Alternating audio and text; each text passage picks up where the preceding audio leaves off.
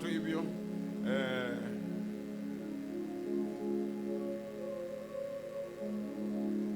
Tunapoenda kushiriki haya ambao ni mkate na kikombe, tunayashiriki kulingana na maagizo ambaye Yesu alituagiza, akisema ya kwamba tuweze kushiriki kikombe na tuweze kushiriki mkate siku zote, na akasema kwamba tunapoyashiriki tunamkumbuka yeye hadi atakapokuja. Amen. Tunamkumbuka yeye hadi atakapokuja. Paulo akasema kwamba alipokea kutoka kwa Bwana yale ambao aliagiza kanisa,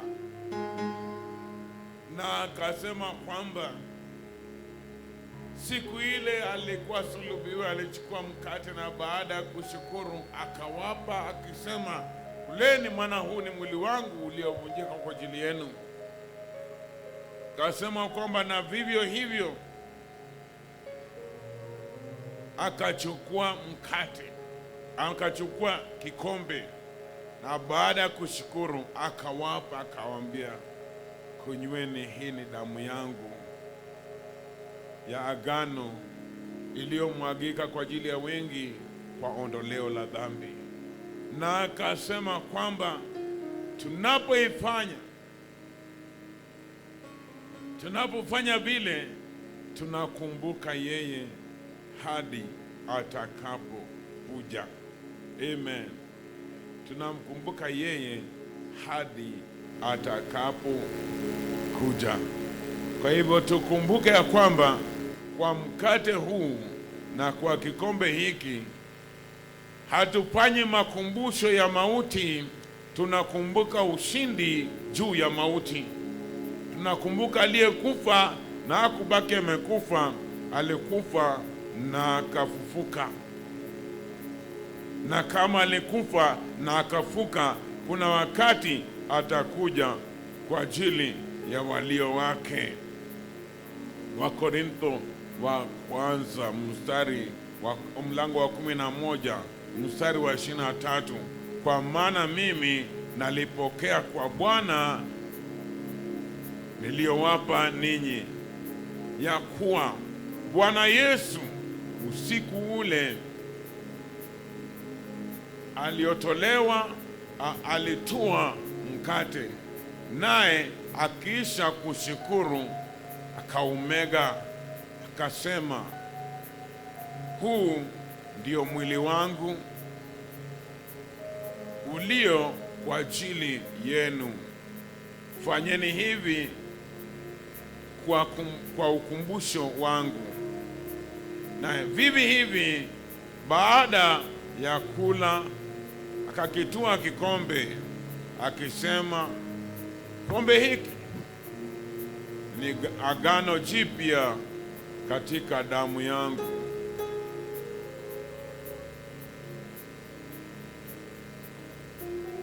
Katika damu yangu, fanyeni hivi kila mnywapo kwa ukumbusho wangu. Kwa hivyo Mungu aliagiza Paulo akasema, maana kila mulapo mkate huu na kuinywa kikombe hiki, mnatangaza mauti ya Bwana hata ajapo, yani mpaka atakaporudi. Amen. Asante kwa kufanya hivyo, nilikuwa ndani ya giza.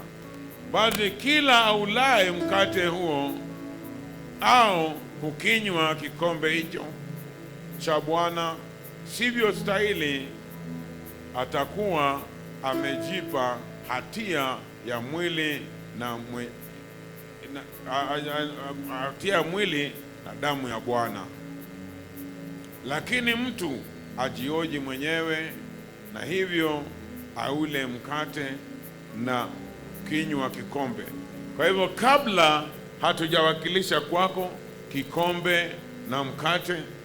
Nataka kila mmoja achukue nafasi mbele za Bwana, ujihoji, ujitizame, sio kwa njia ya kujihukumu, bali kwa njia ya kuambia Bwana, jambo moyoni mwangu unitakase, kisichofaa moyoni mwangu kitakase. Mwambie tu, najiachilia kwako Bwana, nitakase moyoni, nitakase kila sehemu.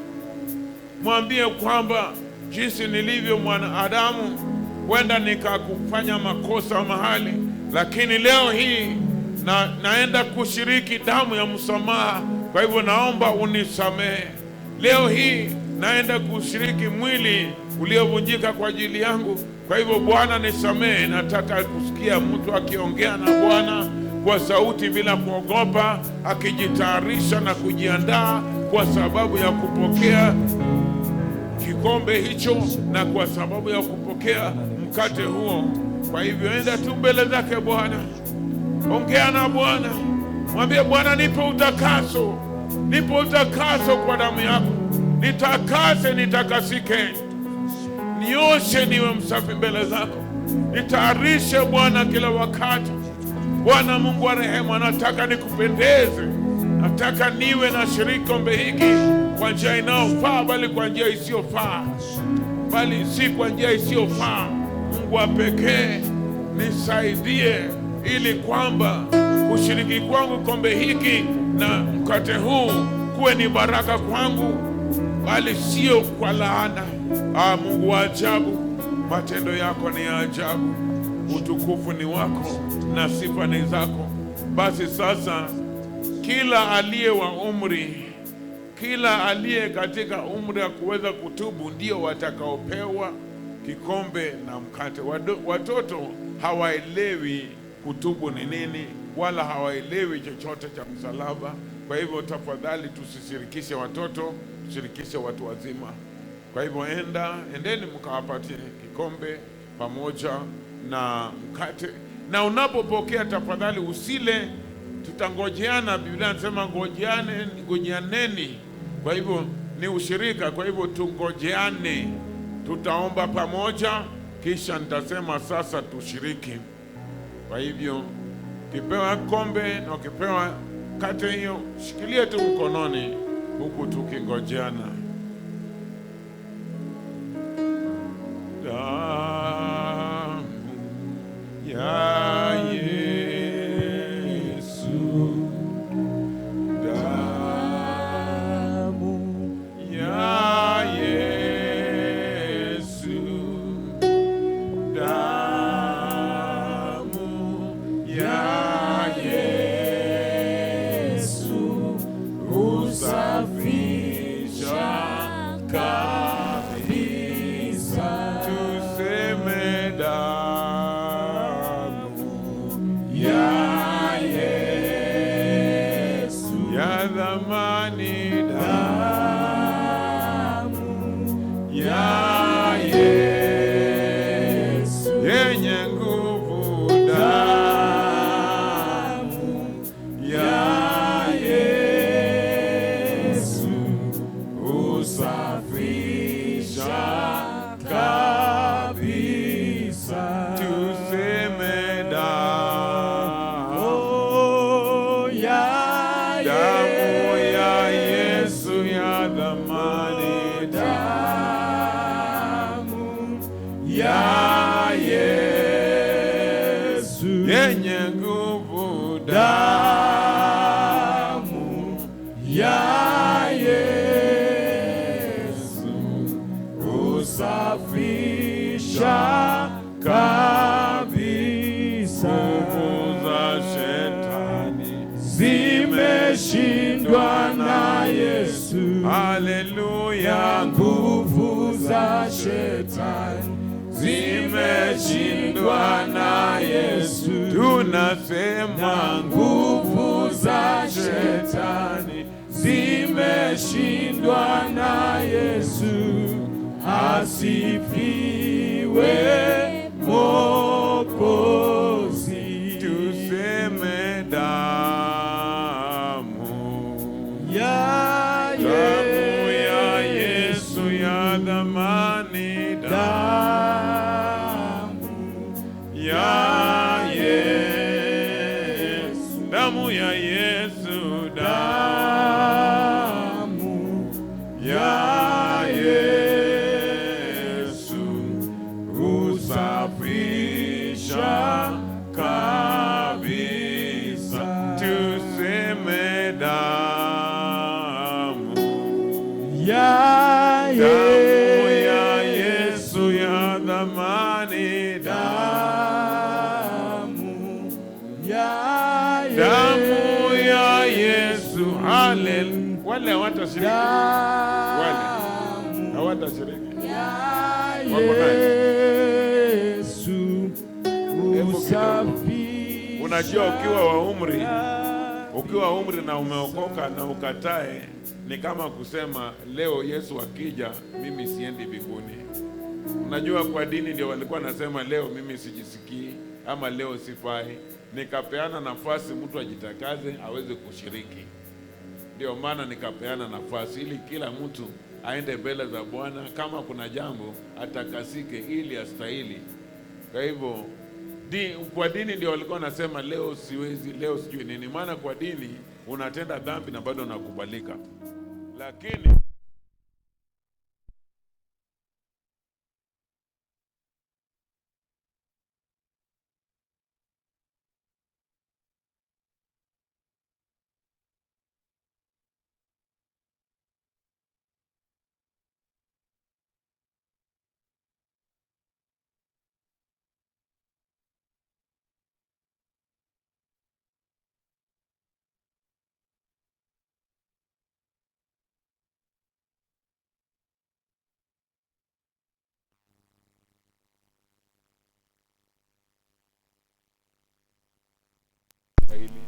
na utalaumu Mungu, maana wewe ndio ulisema unastahili, na yeye anataka uwe unastahili.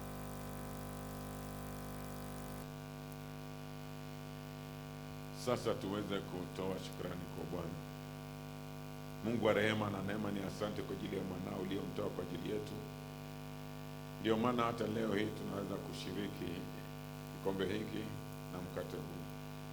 Asante kwa sababu ya damu iliyomwagika kwa ajili yetu, na asante kwa sababu ya mwili ulioteseka kwa ajili yetu, ili miili yetu ipone na ili tutakasike dhambi zetu.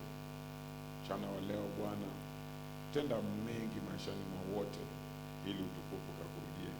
Tumejaa shukrani tunaposhiriki, maana bila wewe hatujui tungekuwaje. Katika jina la Yesu Kristo tumeomba tukiamini. Amen. Sote tushiriki mkate ule, na pia sote tushiriki kombe hicho.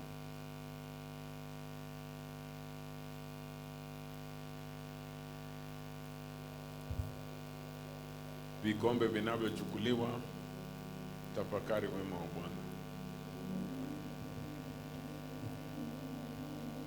Jaa shukrani moyoni mwako kwa ajili ya Bwana.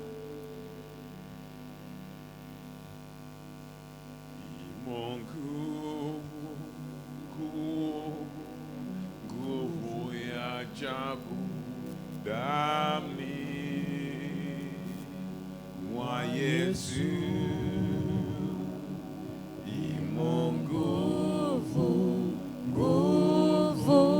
Nguvu ya ajabu msalabani mwa Yesu. Na imo nguvu ya ajabu ndani mwa Yesu. Imo nguvu ya ajabu msalabani mwa Yesu. Kuna ushindi wa ajabu ndani mwa Yesu. Kuna ushindi wa ajabu msalabani mwa Yesu. Patie Bwana Yesu makofi. Patie Bwana Yesu makofi. Nasema basi sasa unaweza keti. Waimbaji, Bwana wabariki sana. Chukue nafasi yenu katika viti ili tuweze kushiriki neno. Tuna furaha mchana wa leo kuwa mahali hapa. Tunashukuru mchungaji na uongozi wa kanisa hili kuweza kutukaribisha ili tuwe sehemu ya kinachoendelea mahali hapa. Bwana aendelee kuwatenda mema, Bwana aendelee kuonekania, Bwana aendelee kubariki kazi yake mahali hapa na kubariki mtumishi wake pamoja na nyumba yake na wote wanaosimama naye. Na kama wewe umekuja mara ya kwanza pia kuwa mahali hapa, pia umekaribishwa pamoja na mimi. Tumekaribishwa. Haleluya. Ujisikie mahali pazuri, ujisikie nyumbani mwa Bwana, ujisikie mahali pa baraka, maana tuko hapa kwa jina lake Yesu, Mungu wa baraka. Amen. Yesu Mungu wa baraka, Yesu Mungu atupae ushindi. Nataka niweze leo kushiriki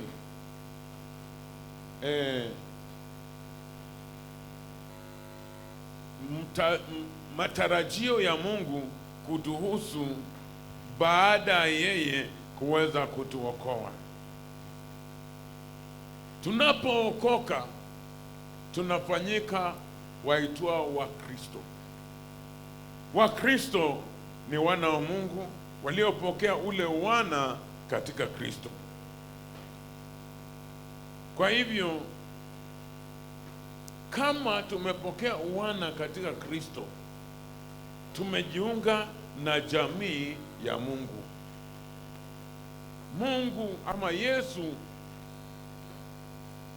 alisema kwa Nikodemo ya kwamba usipozaliwa mara ya pili huwezi kuona ufalme, ama mtu asipozaliwa mara ya pili hawezi kuona ufalme. Nilimwambia hivyo katika Yohana 3.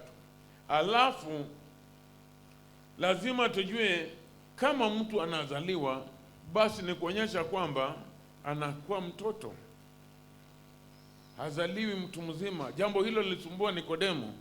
Akauliza, mtu anawezaje kuzaliwa mara pili? Je, ataingia tena tumboni mwa mama yake ili aweze kuzaliwa mara pili?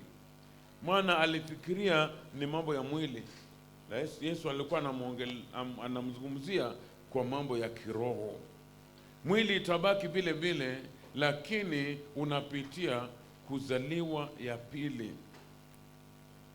ambapo wa Korintho wa pili 5:17 inasema, na sasa imekuwa mtu anapokuwa ndani ya Kristo amekuwa kiumbe kipya, ya kale yamepita. Kwa hivyo tukija ndani ya Kristo tunazaliwa katika upya wa uzima. Mawazo yetu, fikira zetu ni tofauti. Wote waliompokea aliwapa uwezo wa kufanyika wana. Kwa hivyo sasa ni wana katika jamii ya Mungu. Mara mingi tunasema wana katika ufalme wa mbinguni ama ufalme wa Mungu. Lakini sasa nataka nikwambie ni jamaa, ni jamii. Maana tuna baba mbinguni na pia tuna wapendwa.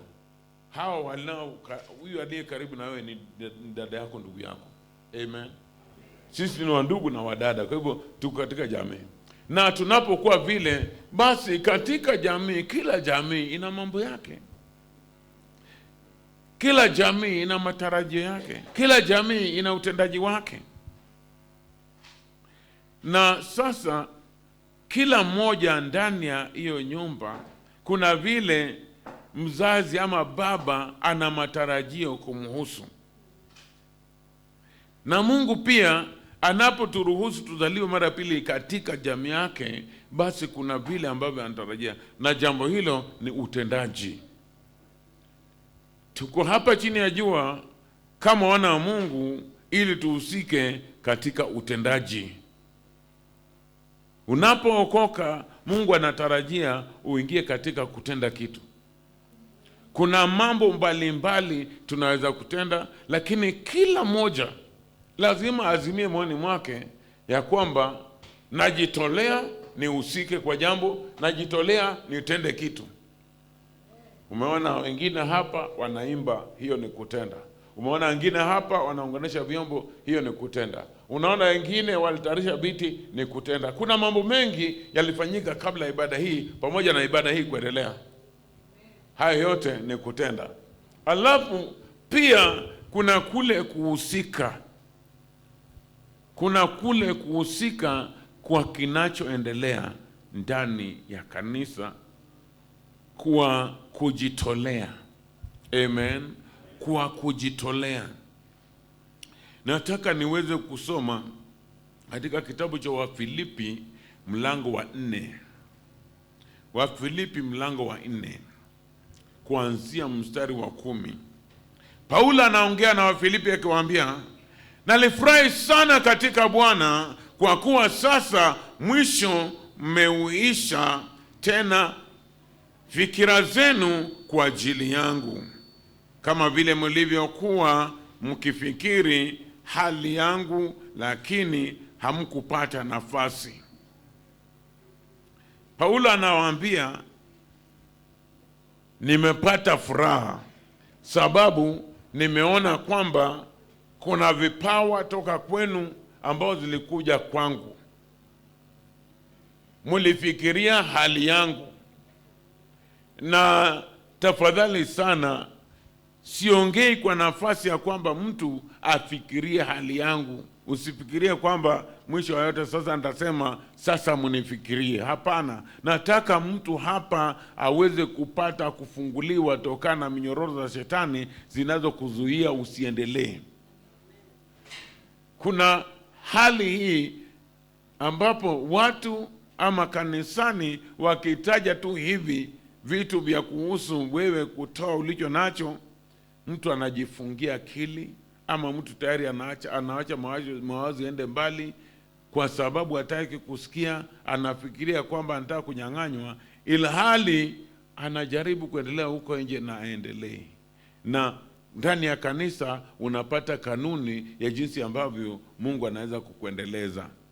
Kwa hivyo Paulo akasema kwamba nalifurahi sana. Kwa sababu gani? Kwa sababu mulifikiri hali yangu. Mmerudia tena kufikiri hali yangu, kitu ambacho hamkupata nafasi kukifanya hapo awali. Alafu ona mstari wa 11. Si kwamba nasema haya kwa kuwa nina mahitaji, maana nimejifunza kwa radhi na hali yoyote niliyo nayo. Kama alifurahi ya kwamba wamefikiria hali yao, na tena anasema sio kwa ajili ya mahitaji yake, maana anasema munitumie msinitumie, nimejua kuishi. Nikiwa nayo ninaishi, nikiwa sina ninaishi. Tukijua kiini cha furaha yake, tutapata ukombozi fulani mchana wa leo. Anasema mstari wa 12, najua kudhiliwa, tena najua kufanikiwa. Yaani najua kuwa chini na najua kuwa juu. Katika hali yote na katika mambo yote nimefundishwa.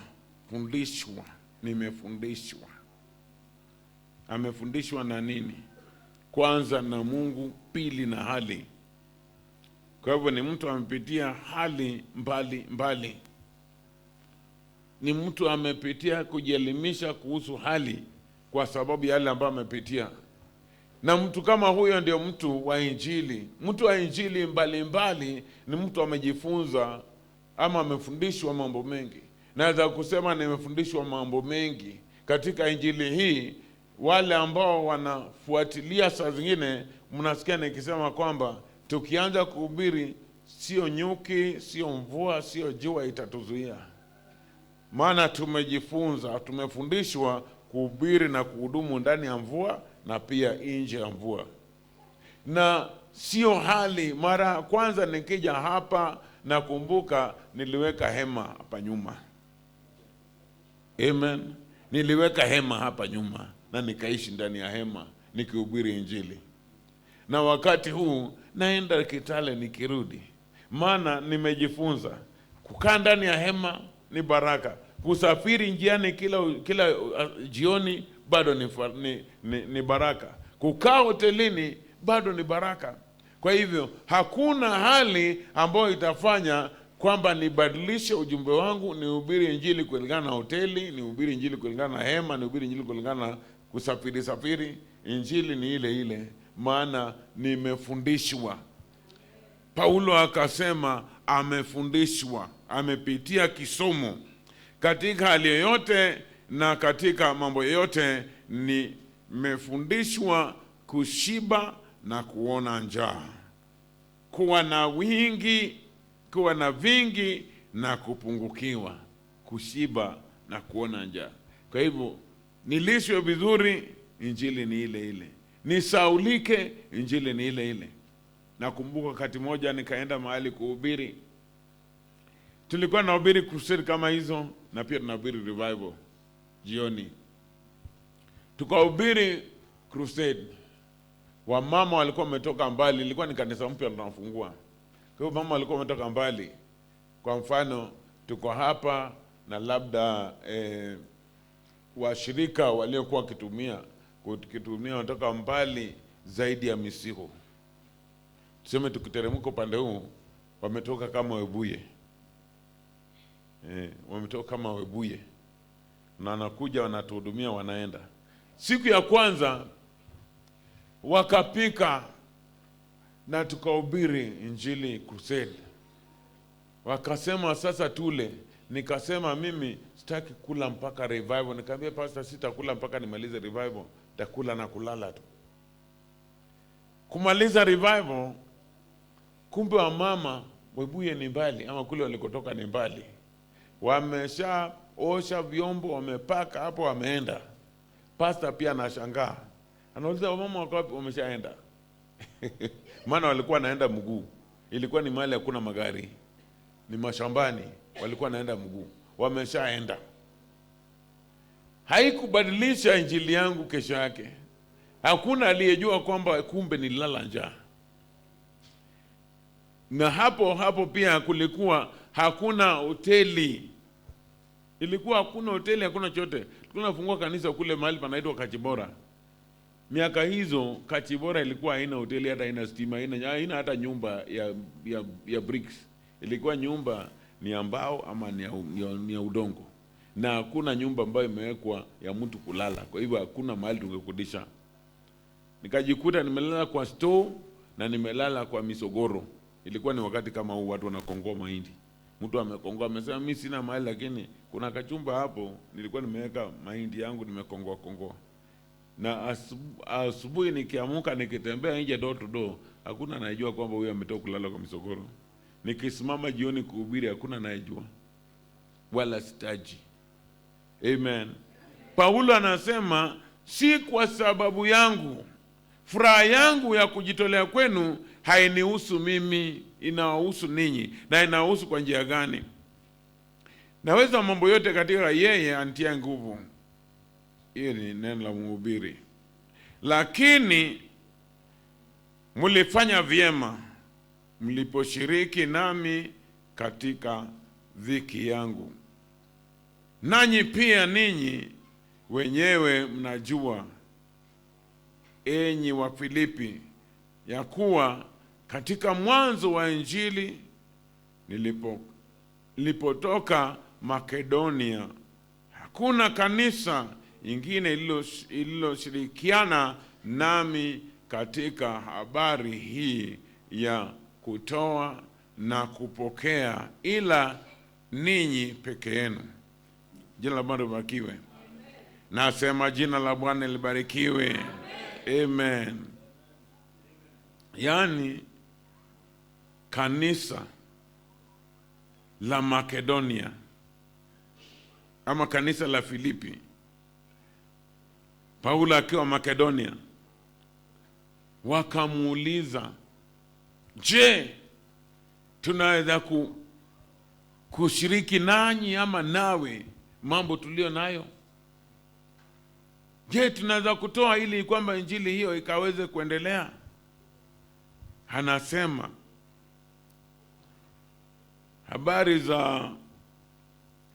habari hii ya kutoa na kupokea, ila ninyi peke yenu, kwa kuwa hata huko Thesalonika mliniletea msaada kwa mahitaji yangu, wala si mara moja.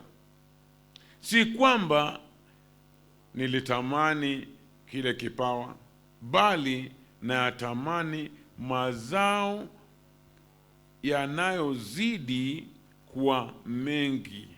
Amen.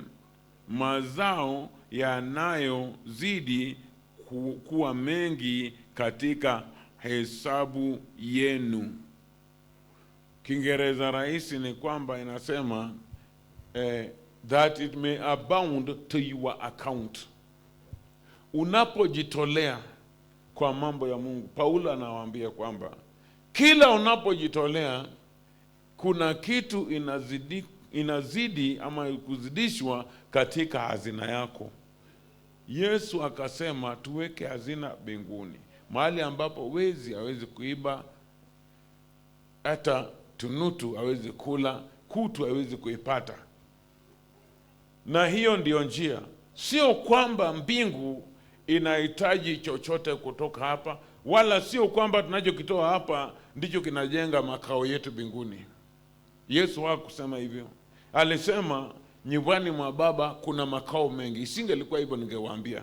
Akasema na sasa naenda kuandalia makao. Yaani kuna makao, kuna vyumba, kuna kila kitu, naenda kuandaa kwa kila moja. Niseme hii ni ya Wambogo, hii ni ya Isbensa, hii ni ya fulani. Hiyo ndio naenda kufanya. Hakusema naenda kusupervise ujenzi. Maana nimesikia wengine wakisema nyumba yangu sasa iko kwa lintel, nyumba yangu imebaki dirisha. Nani alikwambia? Yesu alisema viko, kama vingekuwa angesema. Kwa hivyo viko.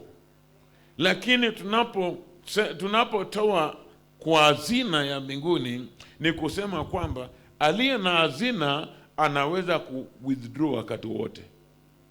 Huwezi enda Equity na ukasema nataka kutoa pesa hapa, na hujawahi kuingia Equity tangu uzaliwe, ndio mara ya kwanza unaingia nataka kutoa pesa. Mwenye anaingia kule kutoa pesa ni mwenye alishaingia mara ya kwanza na akaegeza pesa zake, akaweka pesa mle ndani. Basi unaenda kutoa kwa hazina yako, na kupatia siri ya wewe kuweza kuomba ombi ulio na msingi wake, ombi ulio na mahali ambao umeshikilia. Paulo anasema kwamba mkitoa inazidi kwa hazina yenu, inazidi kwa ajili yenu. Mnakuwa na nafasi ya kwamba sasa you can withdraw. Unaenda mbele za Mungu na mahitaji ya kifedha, na yeye ametoa nafasi uhusike na hujawahi husika. Una haki gani pale mahali? Jina la Bwana libarikiwe. Una haki gani pale mahali? Akasema kwamba nafurahi maana inazidi kwa hazina yenu. Amen.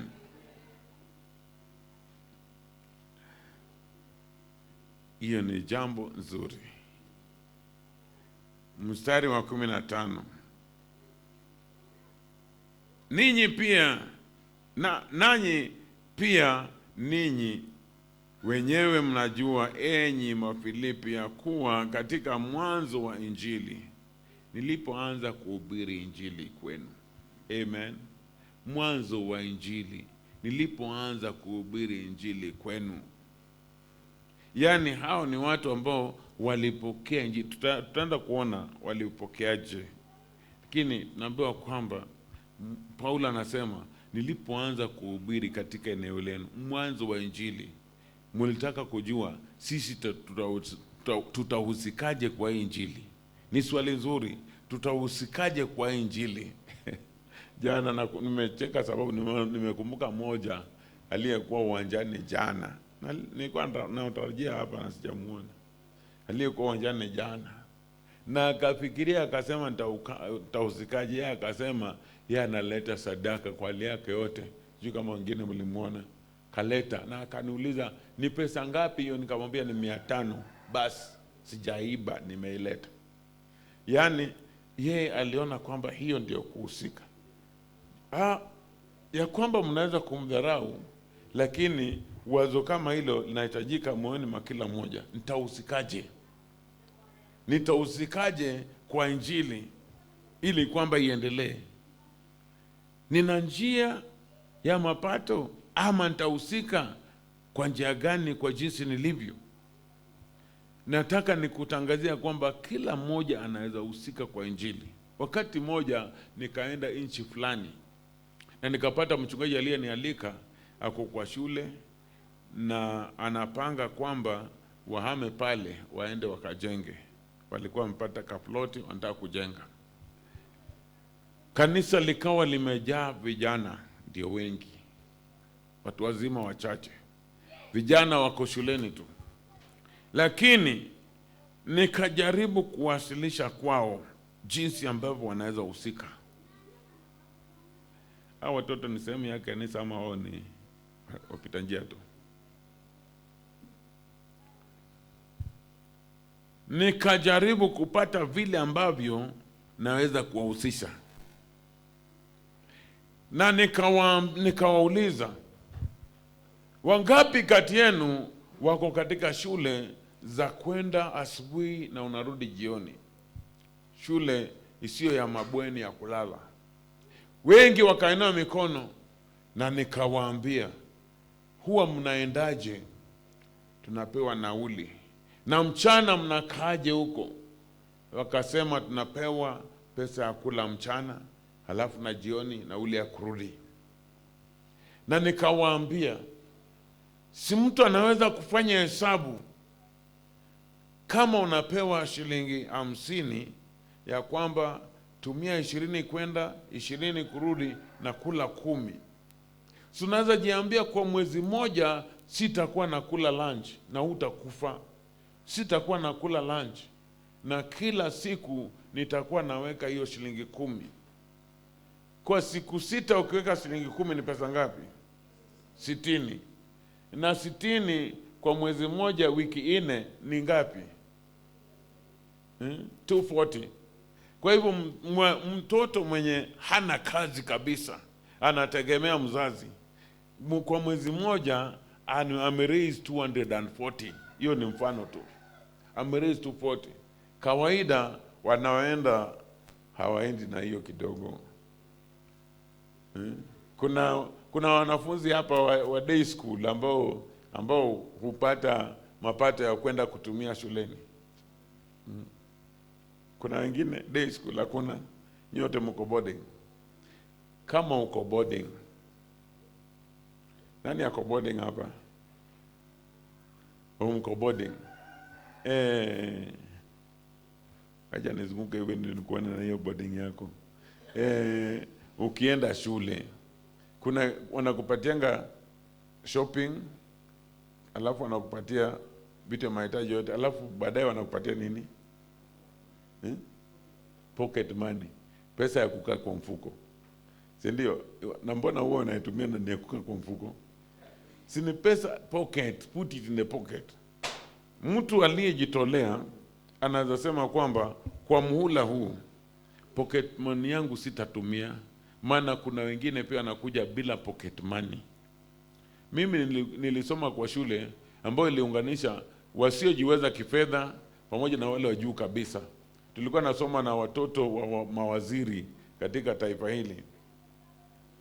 Lakini pia mimi nilikuwa katika kiwango cha wale ambao hawana kabisa, nimesimamiwa nalipewa kila kitu. Wale walikuwa wanalipa kila kitu. Sasa muhula ikianza, amekuja amejaa. Sisi tulikuwa tunaruhusiwa kubeba chakula na kuleta kwa shule siku ya kufungua. Machapati, manini zimebebwa. Na mimi sina cha kubeba. Na tusikuwa peke yangu, tulikuwa wengi tu. Hatuna cha kubeba. Lakini bado tunaishi. Hatuna pocket money. Nataka kujua bila nenda shule. Nikiingia form 1. Form 1 nikiingia nilipewa shilingi ngapi? Nilipewa shilingi kama 7. Hiyo ni ya kutoka Siaya mpaka Nairobi, na ibaki ile itabaki utatumia. Maana kutoka Siaya mpaka Kisumu ilikuwa ni shilingi 2, na kutoka Kisumu mpaka Nairobi kwa gari la moshi kwa third class na ni student, wakati huo kulikuwa na malipo ya wanafunzi na malipo ya watu wazima. So malipo ya wanafunzi shilingi 3 na peni 6. Kwa hivyo nilipoingia shule nikajikuta nimebaki na sumuni, kwa sababu nilipanda Kenya basi nipige shule. Baki na sumuni. Muhula mzima utabaki na hiyo. Si kidogo, maana kwa sumuni chai ilikuwa ni peni 1 na toast pia ni peni 1. Kwa peni 2 unakula chai mkate. Unaweza kula mara 2, alafu baadaye ukakula mkate kavu ama mandazi kavu na umemaliza pesa yako. Na bado muhula inaenda na inaisha. Na hata yule ambaye alikuja na mingi, bado hesabu wewe umepata 88, amepata 45 na pesa zake zote kwa sanduku. Kwa hivyo unaweza kusema kwamba muhula huu nitakaa kana kwamba sina, na hiyo pesa ambayo nitapewa kama pocket money nitatumikia Mungu. Na kumbuka sasa, hiyo pesa utakuwa umeweka hazina.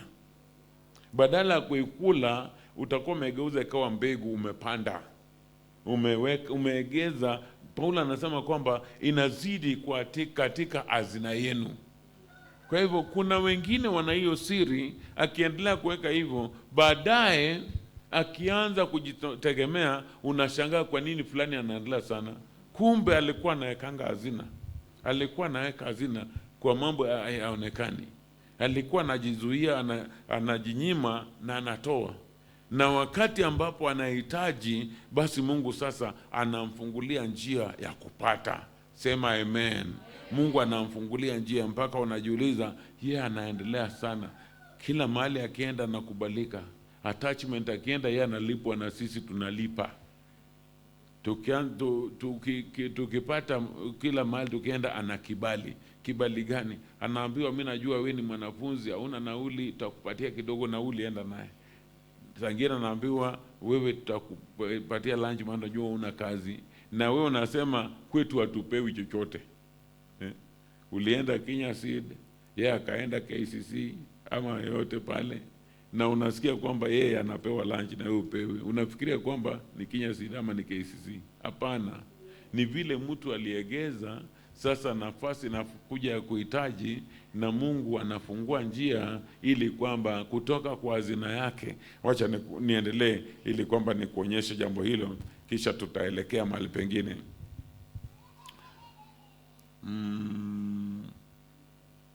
Mstari wa 17, si kwamba nakitamani kile kipawa, bali na yatamani mazao yanayozidi kwa mengi katika hesabu yenu. Lakini ninavyo vitu vyote na kuzidi, tena nimejaa tele. Nimepokea kwa mkono wa Epafrodito vitu vile vilivyotoka kwenu, harufu ya manukato, sadaka yenye kibali impendezayo Mungu. Nataka uweze kuona hiyo. Ukielewa hiyo, utakuwa uko sawa. Sauti hiyo inatoka wapi? Mkielewa hiyo, mtakuwa mko sawa. Anasema mkatoa vitu, mkapatia Epafrodito. Epafrodito hiyo ni jina ya huko. Kwa hivyo yeye ni kijana alitumwa, ni mtu alitumwa. Kwa hivyo watu wa Marese wakachukua mandizi, wakachukua nyama ya kirese ama lirese. Kondoo moja ni nini? Lirese. Wakachukua nyama ya lirese, wakapakia vizuri, wakakausha, wakapakia vizuri, wakasema hii peleka Kitale. Ukipata askofu mwambia kule. Alafu Paulo anasema kwamba na hiyo ilikuwa ni sadaka ya manukato mazuri, sio mbele yake, mbele za Mungu. Hakusema ilinipendeza, nilikula nikafurahi. Anasema ilikuwa nzuri ndio, lakini ikawa sadaka iliyokubalika mbele za Mungu. Amen. Saa zingine unafikiria kwamba nimesaidia watu, unafikiria kwamba nimesaidia mchungaji, nimesaidia fulani, kumbe kuna vile Mungu anayepokea. Na sadaka inayokubalika mbele za Mungu, Mungu huitikia, Mungu hutenda jambo. Kwa hivyo ilipokuwa sadaka iliyokubalika mbele zake Mungu, mstari wa 19 anasema, na Mungu wangu atawajazieni kila mnachokihitaji kwa kadiri ya utajiri wake katika utukufu ndani ya Kristo Yesu. Mungu wangu. Mara mingi tunasoma hiyo kwamba na Mungu wangu atanitoshelezea. Hapana. Paulo anasema Mungu wangu, Mungu ambaye amepokea mlichonipa. Yaani Mungu wa huyo mtumishi. Amen. Wewe kwa sababu ya uchoyo wako unasema my God shall supply all my need according to his riches. It is not my God shall supply all my need. It is my God shall supply all your need, because when I needed you sent to me. Kuna tofauti hapo. Mchoyo anasema Mungu wangu atosheleza maishani mwangu, lakini anayeelewa hivyo anajua kwamba ninapotoa wakati nitahitaji, Mungu ambaye alipokea nilichotoa atazidisha maishani mwangu. Amen. Hiyo ni siri. Hao waliuliza tuhusikaje kwa mambo ya Injili? Ni nini mnahitaji? Hebu nitawapeleka, nikielekea kumalizia, nitawapeleka katika kitabu cha mitume, Matendo ya Mitume, mlango wa 16. Acts chapter 16. Matendo ya Mitume 16.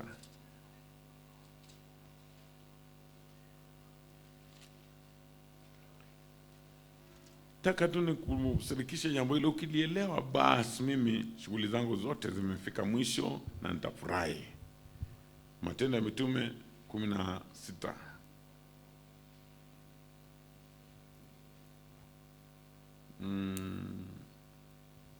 Tuanzie mstari wa 9 tu na tuendelee. Paulo akatokewa na maono usiku. Alimuona mtu wa Makedonia amesimama akimsihi na kumwambia, vuka uje Makedonia utusaidie. Paulo akaona maono ya mtu kutoka Makedonia anamuita, njoo utusaidie. Na hiyo ndiyo ilikuwa chanzo cha yeye kwenda Makedonia kwa Injili. Na inasemekana nyinyi wa Filipi nilipokuwa Makedonia mwanzo wa Injili. Tuendelee kusoma tuone bila ilikuwa. Yaani mstari wa 10 nasema, basi alipokwisha kuyaona yale maono, mara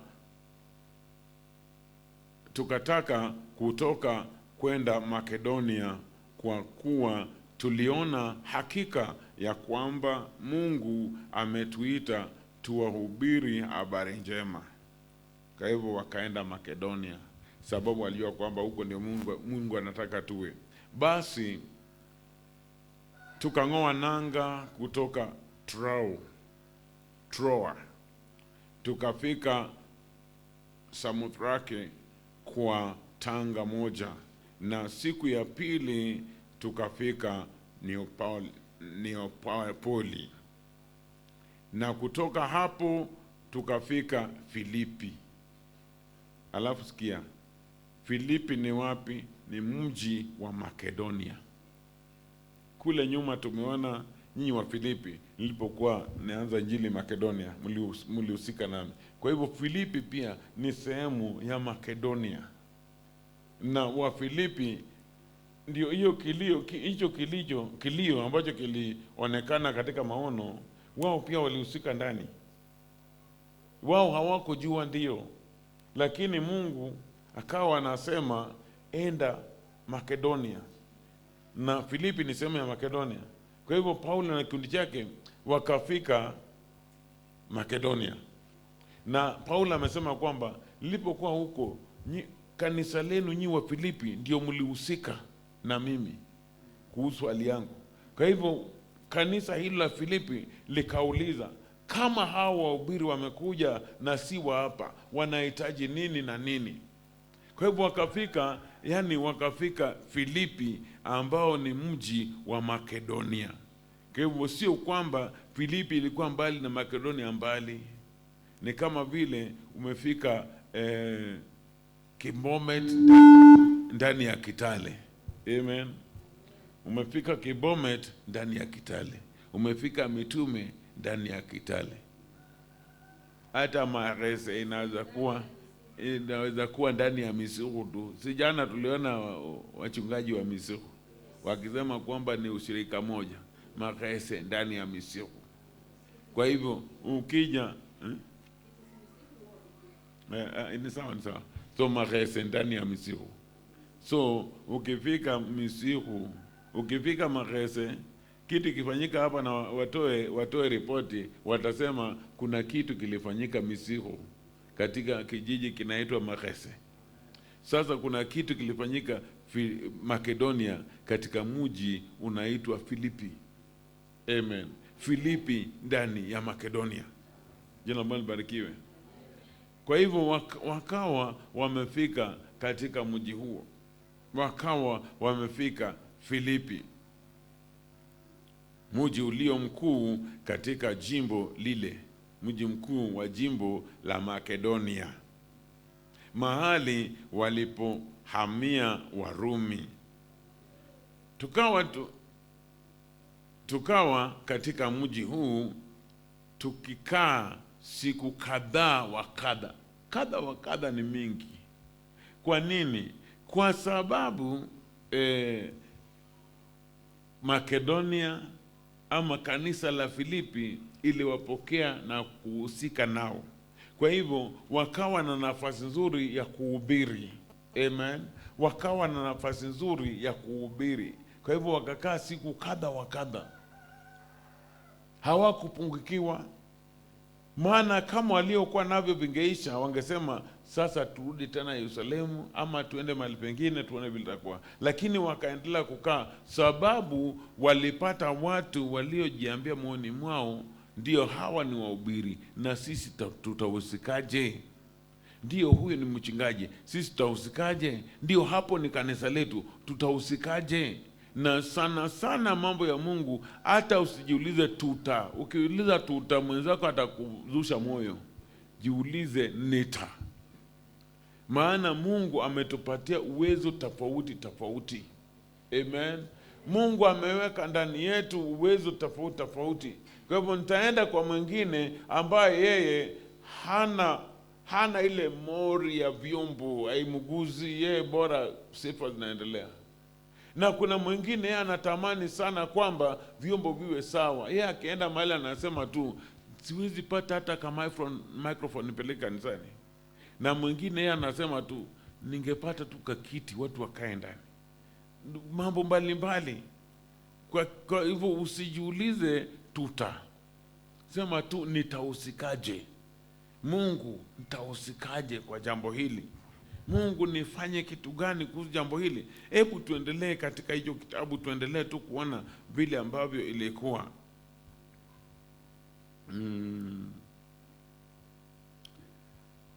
Wakiwa wanaendelea pale mahali, wakiwa wanadumu pale,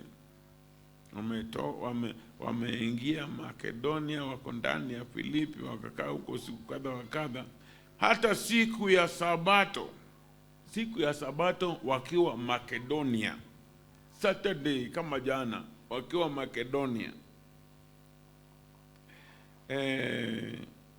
Tukatoka nje ya lango, tukaenda kando ya mto, ambapo tukadhani ya kuwa pana mahali pa kusali. Walisema mji una mambo mengi, hebu tuende kando ya mto kule tupate mahali tuweze kutafuta uso wa Bwana, tuweze kuomba. Hivyo ndio waliofanya. Tuende hapo kando tuweze kuomba. Nikienda kwa sehemu ambazo kuna sehemu nyingi ya nyika, sehemu nyingi isiyo na watu, saa zingine natoka penye watu wako, naenda kama ni kando ya mto ama kando ya mti fulani ama kwa mlima fulani, nakaa tu nikitafakari mambo ya Mungu nikingojea saa ya kuhubiri. Hao pia wakaenda kando ya mto ambapo walidhania kuna mahali pa kusali. Tukaketi tukasema na wanawake waliokuwa pale. Wakapata sasa tena kuna wamama huko kando ya mto, wamama huko, wengine wanaosha nguo zao, wengine wanafanya nini, wengine wakawapata. Na sababu walienda kuhubiri Injili, wakasema hii nafasi nzuri ya kushuhudia, tuwashuhudie, tuwaongeleshe. Mwanamke mmoja jina lake Lydia, mwenye kuuza rangi ya zambarau, mwenyeji wa Thiatira, mcha Mungu, akatusikiliza, ambaye moyo wake ulifunguliwa na Bwana ayatunze maneno yaliyonenwa na Paulo.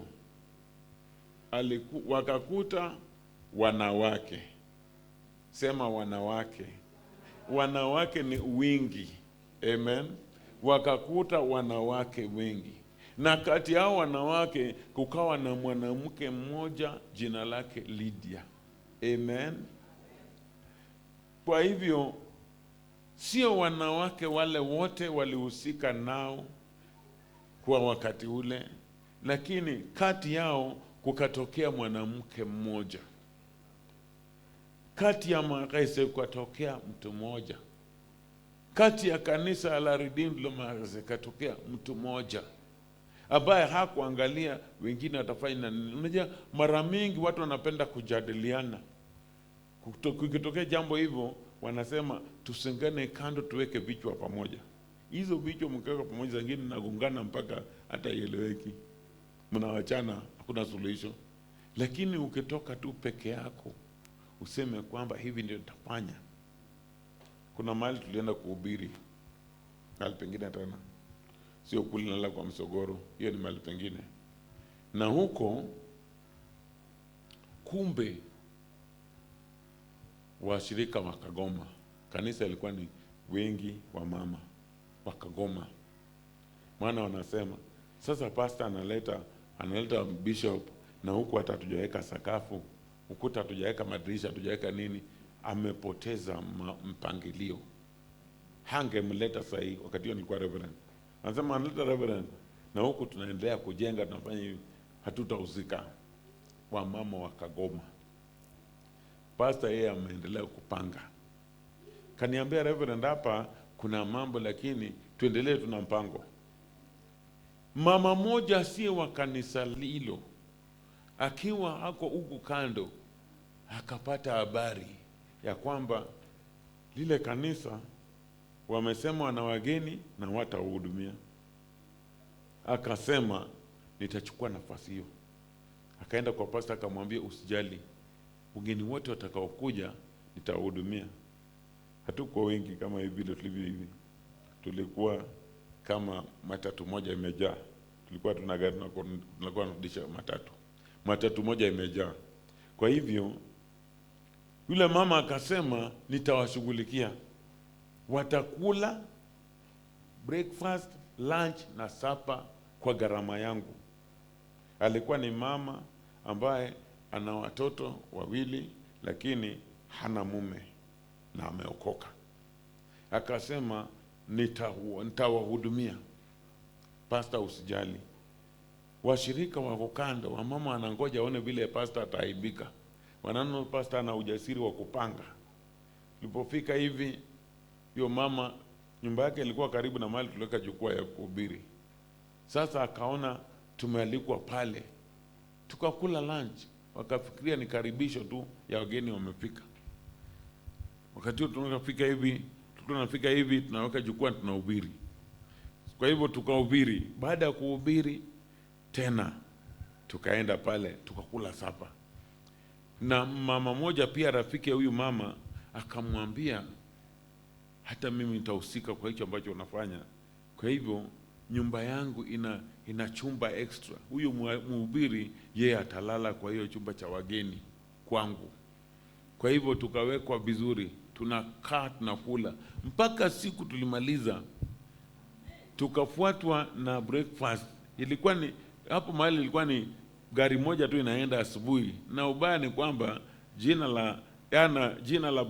la kubandikwa na ya driver yule ilikuwa ni Wasiwasi. So driver alikuwa anaitwa Wasiwasi. Yeye peke yake ndo gari yake ndio anafika pale, na hiyo wasiwasi ako nayo. Kwa hivyo ameshaweka pale gari, anaanza kusema lazima niende, unajua sitaki mvua inipate. Ilikuwa ni mlima ambao mvua ikinyesha kuteremka ni shida. Akasema sitaki mvua inipate, na yule mama naye akaja na chai yake, anasema hata kwa gari kunyweni, na akasema ukinywa tupa tu vikombe chini, hata kivunjika haina shida. Hakuna hata kombe moja livunjika, na zilikuwa za udongo. Tulikuwa na kunywa tukitupa chini. Kwa hivyo hakuambia watu tuhusike, yeye mwenyewe akasema nitahusika, na mwenzake akamwambia mimi pia nitahusika. Yaani wote wakahusika kibinafsi, na nataka nikuambie Mungu hakuwasahau. Baada ya hapo kukatokea mchafuko ya taifa nzima mwaka wa 2007 2008. Ikatokea mchafuko kama huo, watu wakatoka kila mahali wakaenda, wengine washirika wamefukuzwa, kanisa limefungwa, mambo kama hayo yakaendelea. Nikakutana na mama kwenye benki town Kitale. Namuuliza, na mama, kwa benki ya town unafanya nini? Hata nimekuja kuweka pesa na pia kuangalia nina pesa ngapi kwa hazina. Na alikuwa sio mama tajiri vile, ilikuwa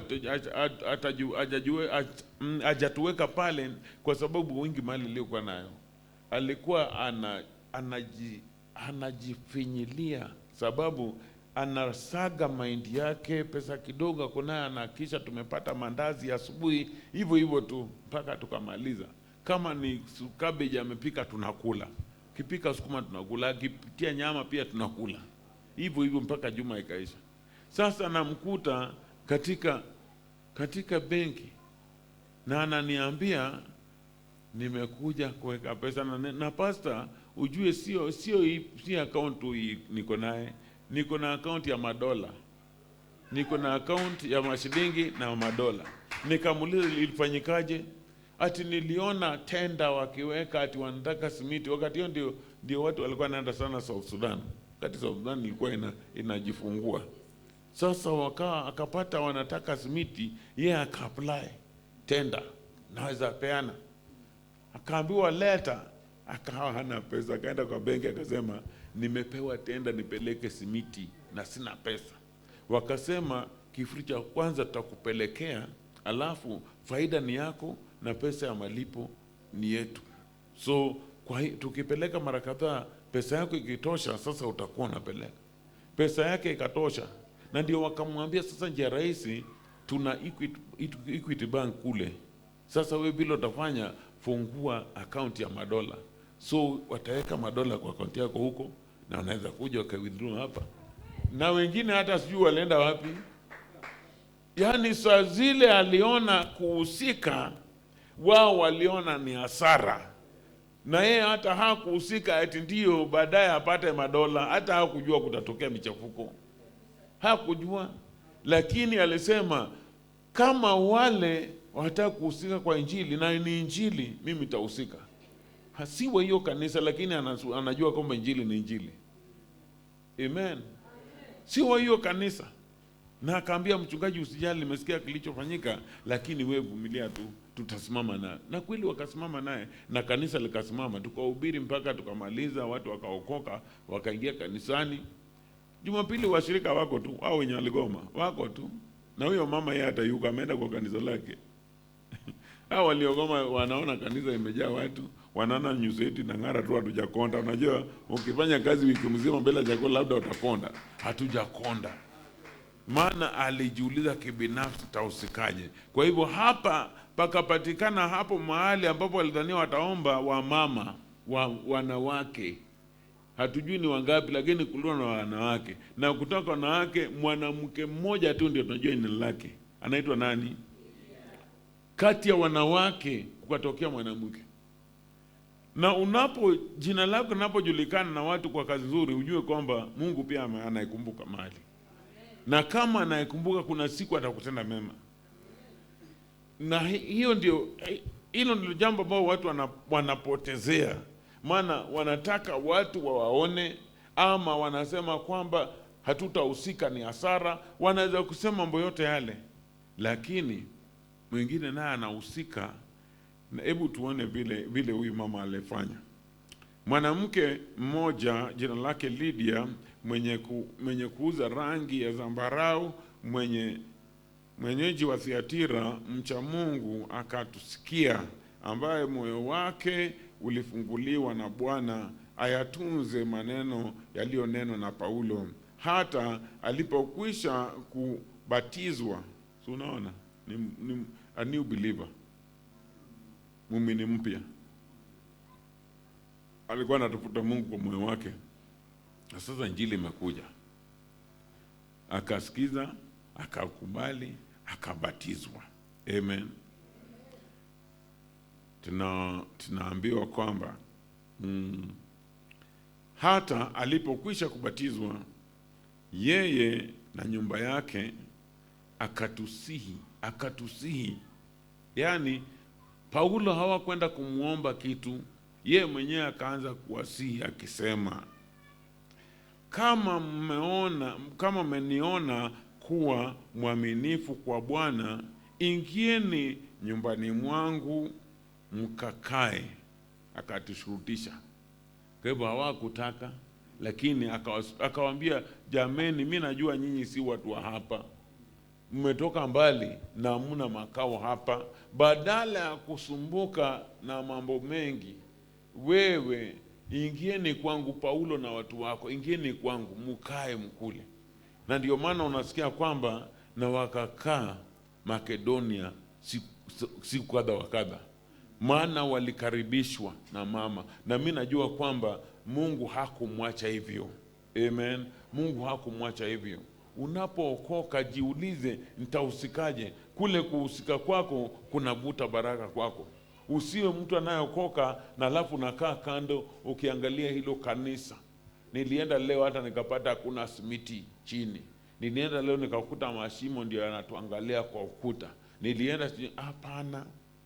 Jiulize, naweza usikaje? Kuna mahali tukaenda tukahubiri, kanisa lilikuwa karibu saizi. Kanisa watu wakaokoka wengi, karibu kijiji mzima wakaokoka. Walipookoka, mtu aliokoka wa kwanza aliokoka peke yake. Alikuwa ni mtu anajulikana kwa uhalifu.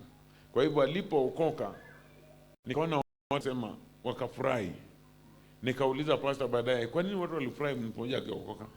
Akasema walikuwa nasema huyo kama ameokoka hata kusedi kisha haina neno, maana akiokoka tumepona. Mtu mmoja na akashikilia mpaka mwisho. Na nikitaka kuambia vile huyo mtu vile ilianza mpaka akaja hapo. Wakati huo hapo mahali ilikuwa haina stima. Nikaenda hapo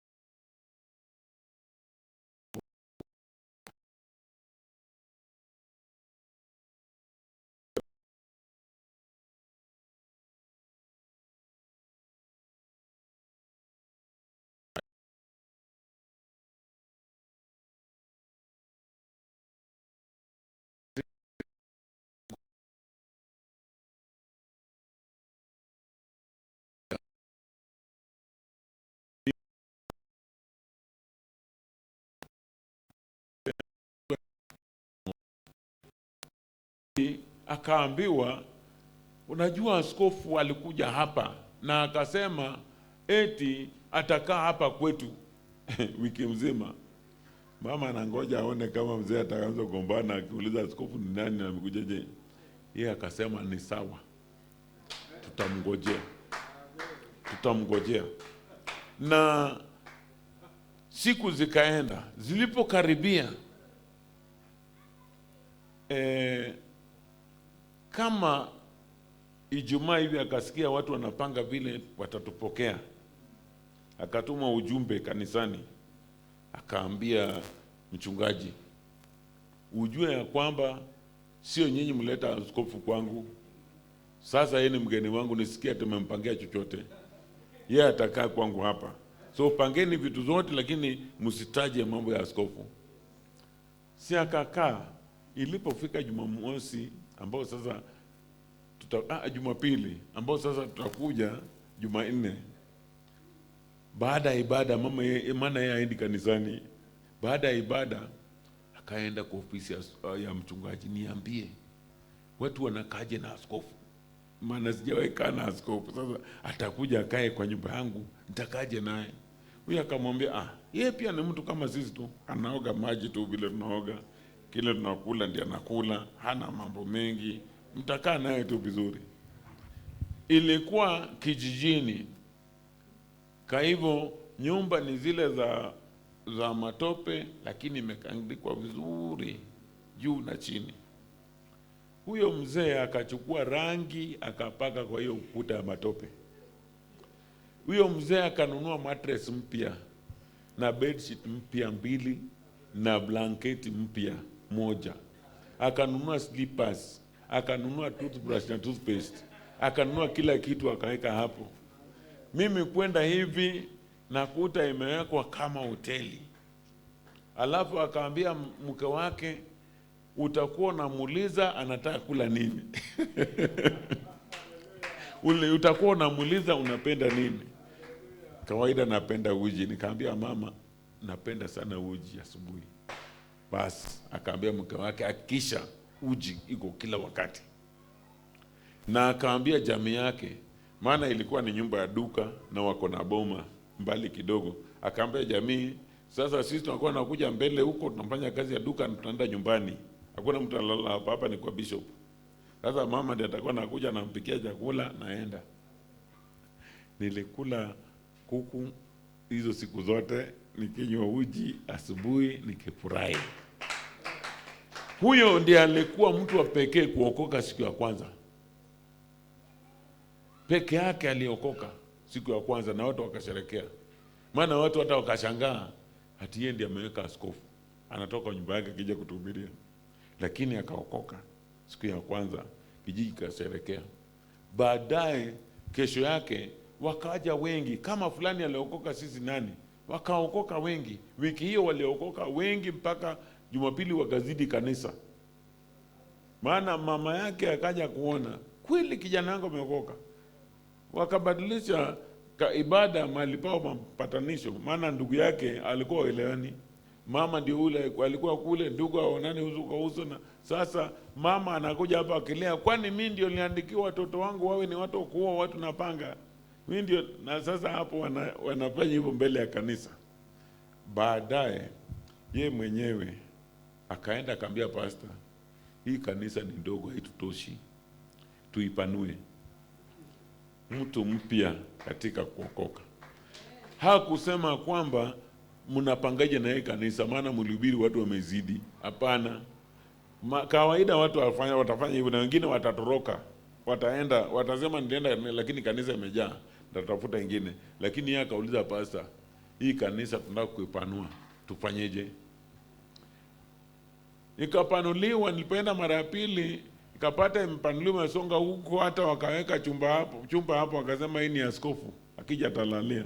Wakaweka pamoja na stima hapo kwa kanisa hapo kando, wanasema sasa hii ni yake. Yaani mtu mmoja. Kwa hivyo huyu mama akapatikana. Nakumbuka kwa wale waliokoka wote, nakumbuka jina huyo mtu. Wale wengine hata siwakumbuke majina. Na mbongo tu waliokoka wakati ulikuja mara ya kwanza. lakini siwakumbuki. Lakini huyu mtu nakumbuka jina. Ilikuwa karibu tunaelekea mwezi wa 8 na akasikia nikitangaza conference ya mwezi wa 8 huwa tuko naye Kitale, King's Gathering. Na akasema nitasimamia watu 6 nauli pamoja na kuwalipia. Na malipo huwa ni 1,000.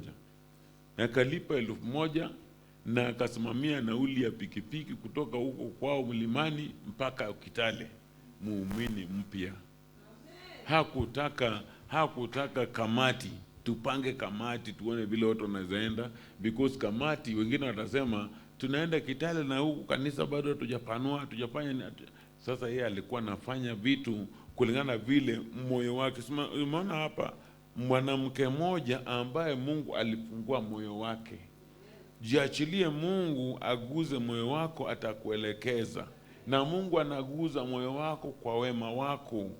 Huyo mwanamke akasema, kweli kama muona kwamba mimi ni mwaminifu, mnaamini kabisa kwamba nimeokoka, msiende kukaa huko nje mnateseka.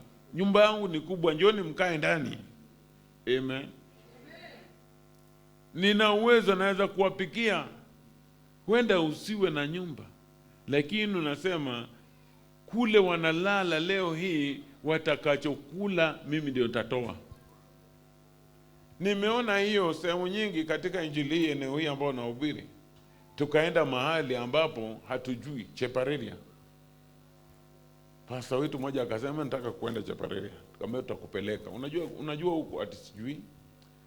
Yaani unajua mtu yote sijui. Kwa hivyo vile tutafanya, tutaenda. Tutakodisha vyumba. Chumba kimoja cha vijana kulala wanaume, chumba kimoja cha wadada kulala, na chumba kimoja tutakiweka ya wachungaji kulala. Na tukimaliza sasa, hiyo ndio itakuwa nyumba ya mchungaji ambayo tutaacha hapo, ambayo ni wewe. Tukasema ni sawa. Tukaenda tukakodisha vyumba 3. Tukaanza kuhubiri injili, tunanyeshewa. Mvua ile kali kati ya Wapokot tunahubiri, mvua inatunyeshea. Siku ya kwanza tukajipikia. Siku ya pili mwenyeji wa pale akaja na akatuambia, nimesikiza injili yenu na ndio tunahitaji hapa. Bado tunamsikiza tu. Kumbuka Makedonia walilia katika maono, njoo kwetu ukatuhubirie.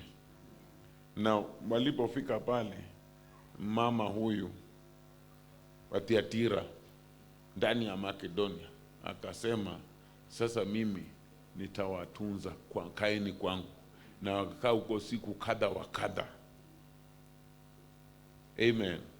Huko huyo mtu akasema, injili hiyo mnayohubiri nimesikia, na kule kujitolea kwenu nimekuona.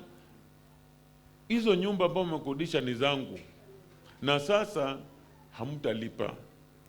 Kaeni tu mpaka mmalize kuhubiri. Na zaidi ya hayo pia akachinja mbuzi, sijui kama ni moja mbili, nimesahau, miaka zimeenda, ilikuwa ni 2003. Akachinja mbuzi akasema, sasa mtakuwa mnakula kwangu. Alafu mkimaliza mkienda, hicho chumba kimoja nitapeana kwa huyo pasa, mtawacha hapo. Atakaa kwa hiyo nyumba bila kulipa. Sasa ukienda huko utakuta kanisa Chepareria ni kanisa kubwa, imenunua na shamba ikajenga nyumba kubwa permanent. Lakini kulitokea watu, jamii, hawakuulizana tufanye nini. Alikuwa yeye pia anakwake. In fact mama anafanya hizo vitu na yeye hakuja kanisani. Mama ndiye alitangulia. Mama akaja, akirudi anauliza walihubiri namna gani kanisani, wanahubiri nini? Baadaye akasema hata mimi nitakuja hapo penye wanahubiri. Lakini kwanza alijitolea na Mungu hakumsahau. Tulipoenda kule watoto wake walikuwa ni wadogo. Hata huyo mzee baada ya kujitolea kanisani alikufa kwa ajali ya generator kanisani. Generator hizo za Tiger kaleta shida. Alipokuwa akiunda ikalipuka, moto ikamchoma. Watoto wakiwa bado wadogo. Nikaenda huko kuwafariji, nikihubiri kwa hilo kanisa. Na nikaita watoto nikamwambia waje, nikatamka mambo maishani mwao. Vile tunaongea sasa hii ni madaktari na maengineer. Wengine wako hapa Kenya. Wengine wako hapa Kenya, wako ng'ambo. Na wenye wako Kinya na majina vyeo. Mama alikuwa mwalimu, akainuliwa mpaka akawa hao wanao supervise walimu. Sasa yeye hawafundishi tena, anaangalia walimu wengine atembea huku na kule. So unaweza ona kama umejitolea na ujui Mungu amekuweka dhawabu gani. Paulo akasema, my God supply all your need, will supply all your need. Mungu wangu atosheleza mahitaji yako. So Mungu ambaye utamhudumia kwa kile ambacho umefanya, atakukumbuka. Amen. Atakukumbuka. Na kando nawe kufanya hivyo, utakuwa mpana nafasi ya injili kuhubiriwa na kanisa kukua, na Mungu anaheshimu injili yake. Utajitolea kwa udogo wako na uchache wako, lakini Mungu atauona kwa ukuu. Huyu mwanamke wa Lydia huyu, hiyo ndiyo ilikuwa mwanzo wa Paulo kwenda kuhubiri Europa. Kwa hivyo akafungua mlango injili uhubiriwe Europa. Walikuwa Mashariki ya Kati. Ndio hapa sasa kwa Makedonia wakati sasa wanaingia. Ukisoma hapo mbele walikuwa waende Arabia, wakakatazwa na Roho Mtakatifu. Walikuwa waende mahali pengine na Roho Mtakatifu akakataa. Alafu ndio wakapata maono kuja Makedonia. Makedonia ikawa mlango ya injili kuingia Europa kupitia mama mmoja ambaye aliwahifadhi mpaka wakawa na strai, wakao huko siku kadha wa kadha. Unaweza kuwa huyo mama. Amen. Unaweza sema kwamba mimi sina mengi, lakini nilicho nacho nitamtumikia Bwana. Sina hata mapato, lakini kwa nguvu zangu nitamtumikia Bwana. Unasema tu mimi nitafika pale asubuhi, nipange hapo mahali siwe vumbi, ni mwage maji iwe sawa. Nitapanguza viti. Nitafanya hivi. Na mwingine aseme mimi nami naweza kujitolea, nitakuwa natoa hiki na kile. Na kanisa inakuwa. Amen. Na kanisa inakuwa injili mbona. Na kanisa ikikuwa, Mungu hata kusahau, maana kanisa ni lake. Na anasema kwamba hakuna mwanajeshi aendaye vita kwa gharama yake mwenyewe. Kwa hivyo unapojitolea kwa Mungu ni kama umemkopesha. Unapojitolea kwa kanisa ni kama umekopesha Mungu.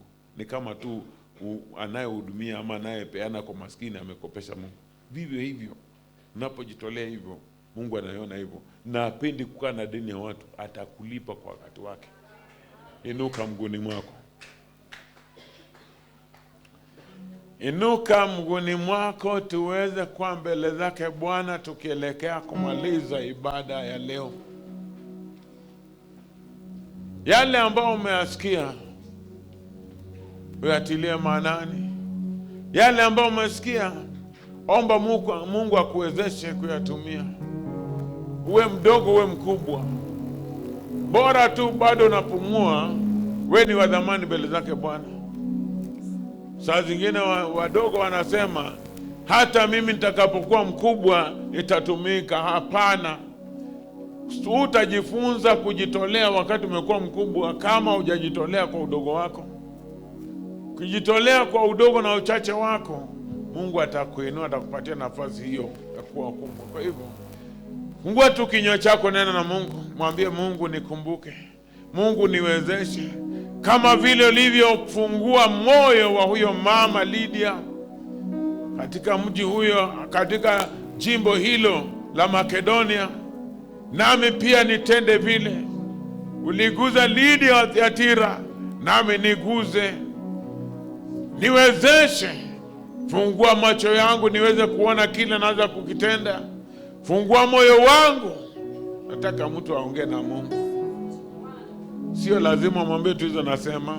Unaweza kumwambia vile unataka. Ongea na Mungu bila kumuonea haya. Just open your mouth and speak to God. Open your mouth and speak to God. Tell him, God, I'm here for you. Shaliba kayende zakaya mama yandus. Mirikata mayandus sekendaya. Yesu, niko hapa. Yesu, niko hapa. Yesu,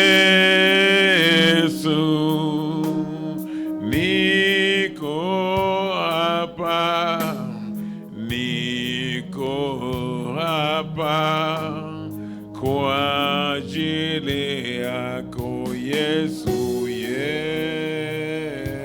Bwana Yesu, niko hapa Yesu.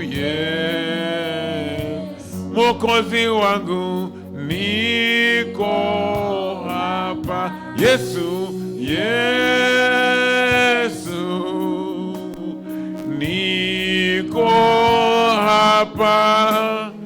Niko hapa kwa ajili yako Yesu.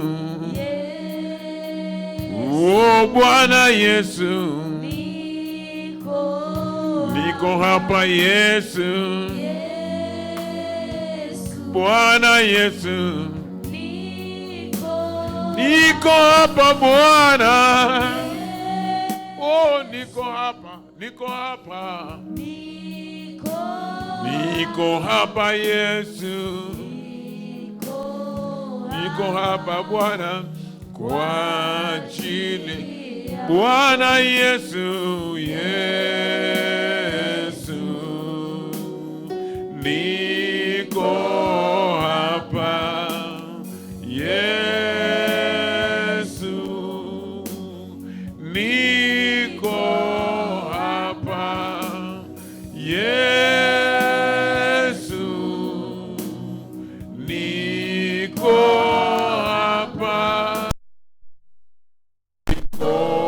hapa kwa ajili yako.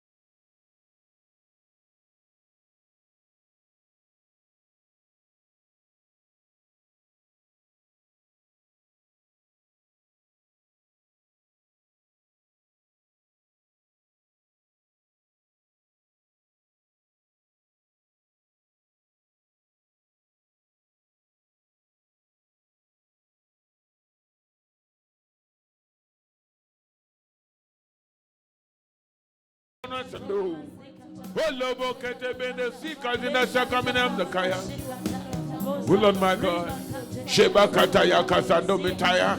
Lokabando sekemini karamariando. Take charge. Take preeminence.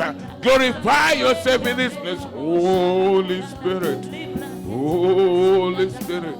Holy Spirit. Lubukoto mosaka basete mikapi kato mozando seken talala yoksibara wana mutabano sanda. Yambara makori kete moyake bando zoko simanando zoka manwana sanda. Libya la la la la la yaksikanda mataban sando.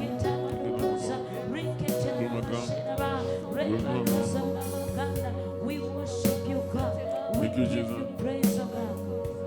Roho yangu na ikuimbie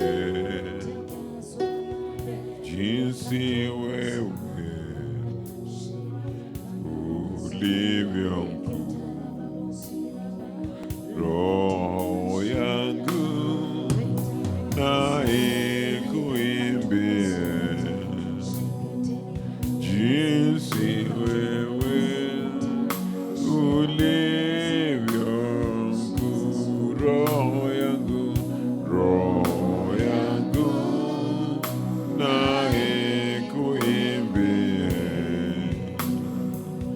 jinsi wewe ulivyo mkuu.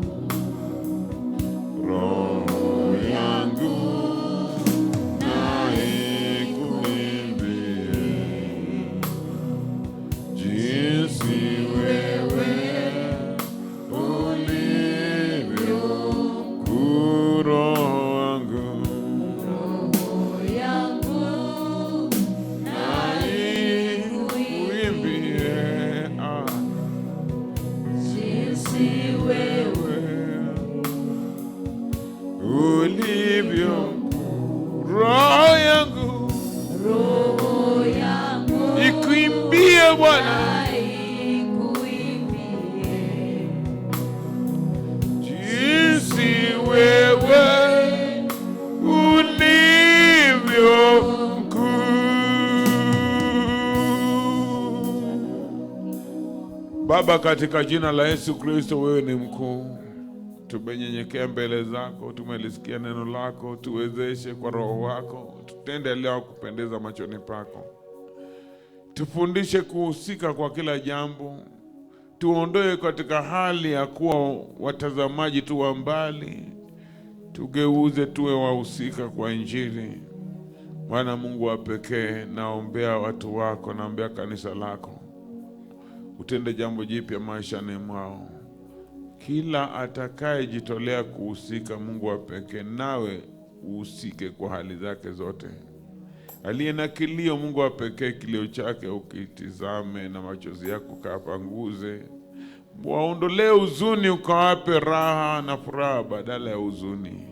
Utukufu, sifa na heshima ni kwako, maana hakuna Mungu kama wewe. Katika jina la Yesu Kristo tumeomba tukiamini. Amen. Amen. Amen. Patia Bwana Yesu makofi kama una mikono. Nasema patia Bwana Yesu makofi. Haleluya.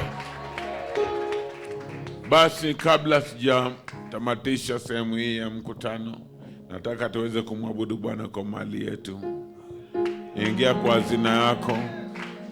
Ingia kwa hazina, utoe kinachostahili. Na kama umebeba fungu la 10,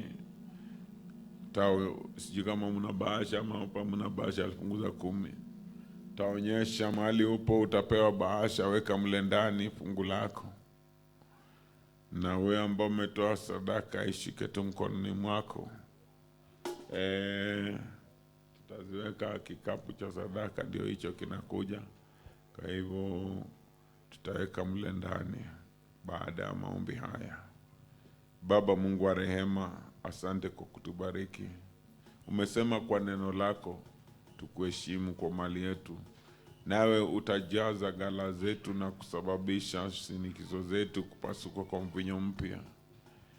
Bariki watu wako wanapojitolea na kutoa mali yao, kwa baraka zote za kiasili na baraka zote za rohoni. Ujitukuze, onekane maishani mwetu. Katika jina la Yesu Kristo tumeomba tukiamini. Amen.